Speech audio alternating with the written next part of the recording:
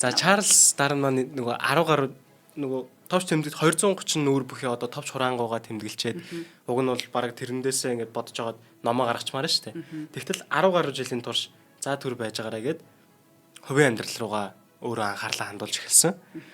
За тэрээр Эма гээд бүсгүүтэй гэрэлсэн байна. 10 хүүхэдтэй болсон юм байна. А гэтээ Эмагийн хувьд нэг сонирхолтой юм байна. Тэр бол Чарльз Дарвины үеэл. Өөрөөр хэлбэл одоо за энийг ч өөрөөр хэлээд байх шаардлагагүй цусан төрөл. За Эма Вэжвуд гэдэг нэрийг нь одоо санаж байвал нөгөө ээжийнх нь овг яваад байгаа. Эма Вэжвуд нь Дарвины ээжийн талын хамаатан бөгөөд Вэжвудын чинэлэг боловсролтой гэр бүлийн гишүүн байв. Сонирхолтой нь Дарвин гэрлэх шийдвэрээ хүртэл эрдэмтний арга барилаар хандсан байдаг. Тэр гэрлэхийнхаа даваа болон сул талуудыг жагсаан бичиж үзсэн нь өнөөдөр хүртэл одоо ингээ хадгалагдаад яг тэр нөгөө гарын хിവэрээ тэр цаасанд байж идэг.